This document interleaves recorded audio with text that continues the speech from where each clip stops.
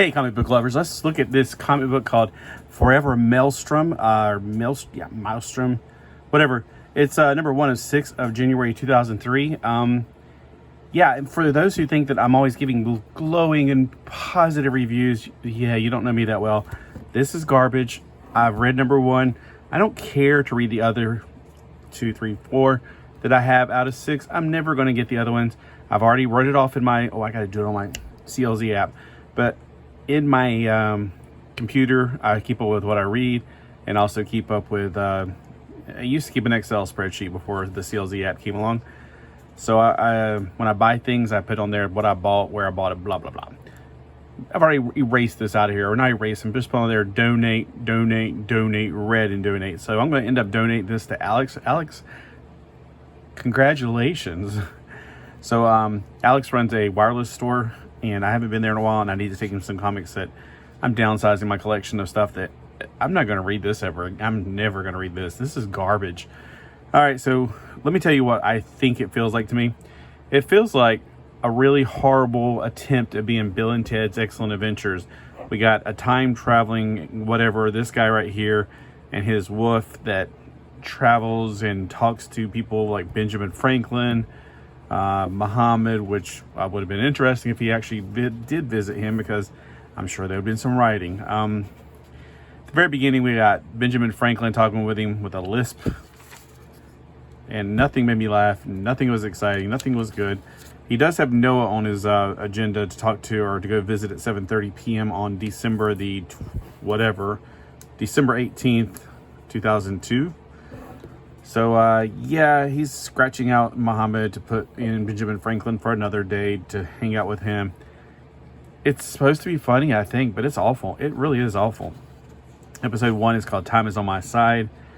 From what I gathered, this dog or wolf, whatever, it's a talking wolf. He's an indentured servant / slave, but slave is often construed with indentured servant for 5 years. I think he's the time traveling element, and that changed somehow other whatever is his connection to it. This dude is some kind of a professor at Princeton. Nothing is funny about this. This guy right here is the most exciting part of it. No, actually, I'm taking that back. The ads are the most exciting part of this book. That's why I'm like, yeah, I'll go through the other 3 books just to look at the ads, because the ads are breathtaking, like Samus right here. There's the 2002. Everybody wanted to, everybody sees Elvis. Elvis this, Elvis that. We couldn't get over the death of Elvis back in the 70s. So I remember very clearly, everybody's, Elvis sightings, Elvis sightings. It's a cliche that's been beat to death. Was this funny when it came out 23 years ago? Because it's just not getting me. I don't get it. I'm not enjoying it. I think they're trying to be Bill and Ted, but they're just failing to do it. I'm telling you, the ads are much more exciting. He's singing, "Gonna wash that man right out of my hair." Ha ha ha ha. Thank you very much.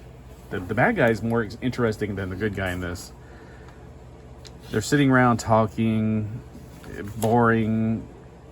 That Clone Wars ad is more exciting than everything else I've been looking at. Then he goes back and he's cutting the dog cuts the cheese. Fart jokes. Yeah, this guy right here is more exciting than anything else in this book, except for the ads. There's also a sneak preview of Superman Metropolis. I would have stopped and read it, but I'm like, I'm not even in the mood to read it. Oh my gosh, I had that when I was a kid. Yeah, like I'm saying, the ads are way more exciting. Like, look at this giant robot. I mean, that's cool. That's great art. I mean, I would love to see something like that. Yeah, it just kind of talks about where they go from here and how he's screwing up time, basically. And then there's this group of kids, and I think this is those people from Metarog. If you're watching, this is your thing. It's those, the Inferior 5, it looks like them. I've never read the Inferior 5, but I'm getting definite 70s Inferior vibe, like the afro for that dude. It looks like Nick and Nick, fraternal terrorist twins. They act in unison. Nat Rat, inhumanly fast and bad with a bad attitude. Rascal, he's recent leap into puberty has given him the strength of 3 grown men. And Caledonia, team leader and big sister and a ninja. So I don't know if this is the inferior 5 or this is supposed to be some kind of funny version of the inferior 5 because it wasn't interesting. Metroid, the ad right there, that's more interesting. There is an even more cool ad in here somewhere. Oh, there we go, Robotech. Yeah, and then we got this guy. Now, he actually looks like a spider to me. He was talking about something about a spider. He captures them. Oh, the Godzilla ad's pretty cool. Well, there's Japanese stuff in there. Yeah, Sims was like the, what was it, virtual reality stuff, whatever. Yeah, this woman right here looks interesting. Like, she looks like a Wonder Woman, kind of, sort of. It just wasn't interesting to me. It was very unexciting. So let's just go through real quick and look at the ads at least. I just have no desire to read the rest of these, but I do want to look at the ads. I mean, I paid 83 cents for each one of these. At least I got protective covers, which I will keep. So yeah, I wasted what, $3 altogether, I guess, because 12 for 10, sure, whatever. Sonic the Hedgehog. Now, if you want to freeze frame and read any of these pages, knock yourself out. Let me know how that went. Maybe people that read this back in 2002 had a affinity for some of the characters in here. I have a 0. Maybe that is the inferior 5. I don't know. Maybe that is some kind of alternate version of Wonder Woman. I don't know. It's not interesting enough to make you want to read it again. Defender. No, that's cool. Yeah, baby. Yeah. Now, see, that was funny back then. Probably it would be not allowed nowadays because it's like, how dare he say those things? I mean, the cover art was what really drew me into it. Like a dinosaur and a woman-looking woman. And yeah, that's pretty cool looking. But I don't want to read it now. Look, that's pretty cool. Ugh. Joe Kubert, pizza. So we're just really quickly going through the ads. I mean, you know, hopefully you're still sticking with me on this. But again, if you've read this, let me know what you thought of it when you read it. Did you read it when it came out? Did you read it more recently? Did you read the whole thing? Am I missing the jokes? Is it like British humor that nobody gets? Now, I say that tongue-in-cheek because I'm hoping Gray Man's on here. That'd be kind of funny to... I like to razz him, but I do get some British humor, like Red Dwarf, love it. What was the other thing I love from... God, I can't even think right now. I'm trying to just look at this and try to get through it as quick as possible, but it's not skipping any pages. I paid 83 cents. I'm going to get 83 cents of flipping pages out of it. That's okay looking. I thought about ripping it up, but being like that guy on the YouTubes that likes to rip up comics. Like, oh, this is woke crap, and he starts ripping things up. But I'm like, nah, you know what? I'm just going to give it to somebody because maybe they'll enjoy it. Maybe they'll just be one of those people that collects things for covers. Who knows?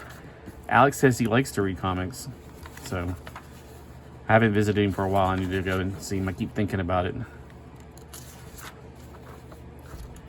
What is this? Black and Bruised EB Games. Oh, we don't have EB Games or GameStop. There is a GameStop down in North Myrtle Beach, but I don't even know if they're ever open. Like, every time I go through there, it's too early. They're not even open until like noon or something. I don't know how they stay in business. Probably because they're in North Myrtle Beach, but at the same time, they're in North Myrtle Beach because they got to pay a lot of fortune to stay there. All right, so there we go. These 4 are going into a box, and I'm going to give it to Alex. I just clicked as many different comic books. I think, you know, because I feel like I've gotten to the point where I'm getting too many comics. I need to start thinning out my collection because I got a room full of comics. And it's like time to get rid of the stuff that I'm never going to read. So I was really hoping it would be funny. It kind of looked like it could have been, but it's not. To me. But feel free to change my mind. Yeah, the comic books will be here for a while because I'm going to put them in a box and collect them. The box is about the size of a cereal box. Oh, you know what?